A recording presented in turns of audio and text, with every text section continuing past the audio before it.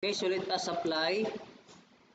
So ito yung problem. Given is the area in the first quadrant bounded by x square is equal to 8y. The line y less 2 is equal to 0 and the y-axis. What is the volume when this area is revolved about the line y less 2 is equal to 0? Okay? So, kailangan lang nating i-plot yung graph, no? So, ano bang itsura nun? Pag ganito ang itsura nun. Yan. Ito yung x square is equal to 8y. And then yung y less 2 is equal to 0. Ito yon. Y less 2 is equal to 0. And then yung y-axis natin ay yung x is equal to 0 na line. Ito yon.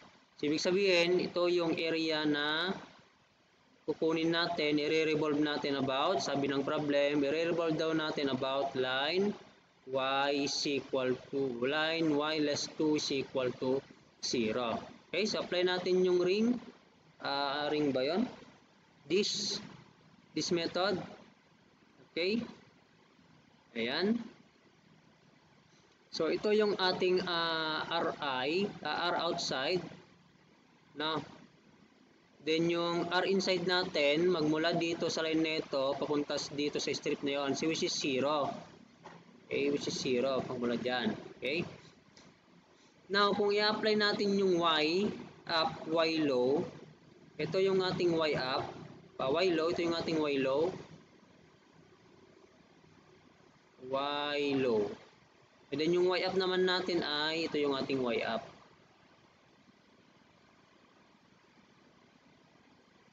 Okay?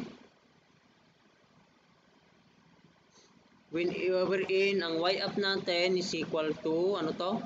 2, no? Y is equal to 2. Ano naman yung y low natin? Ang y low natin is, ito o yun, no? Ipakita natin maigi. Ayan.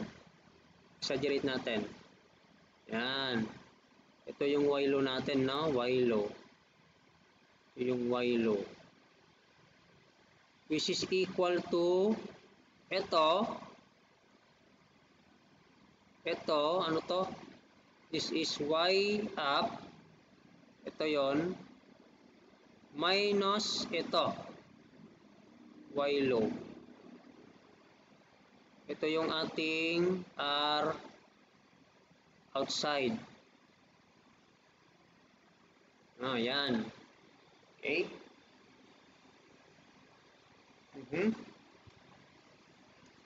So, ang mangyayari, yung volume natin magiging volume is equal to integral na integral ng RO square less RI square. Okay? Which is yung RI natin, andito na banda, 0 na yun no? And then dx, kasi dx to, yung ating vertical strip. Yung kanyang width is dx. Okay? So it will become ang RO natin is square ito. So y up plus y low ito. Okay, yung y up natin is 2.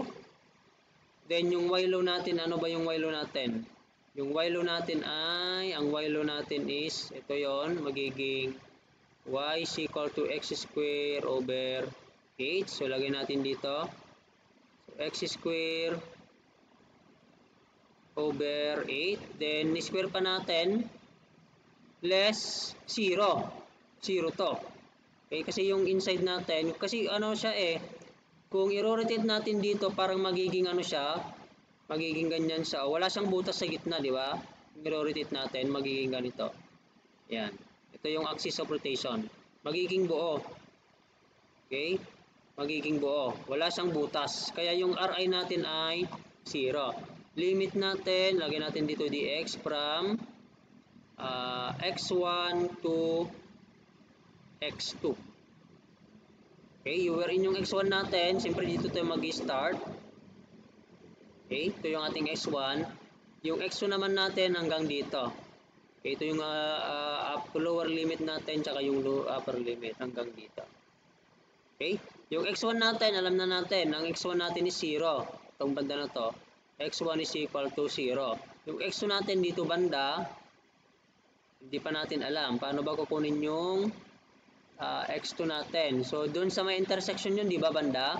So, kung intersection yun, para sila ng y. Okay? Ano ba yung y ng isa doon? Yung equation doon.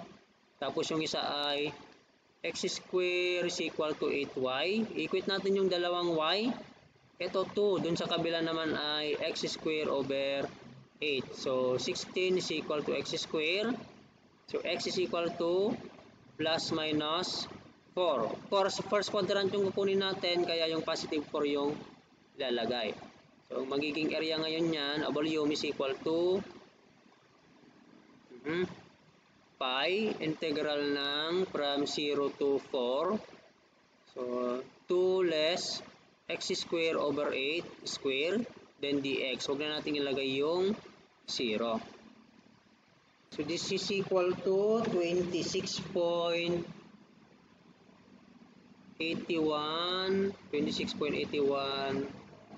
cubic units, no?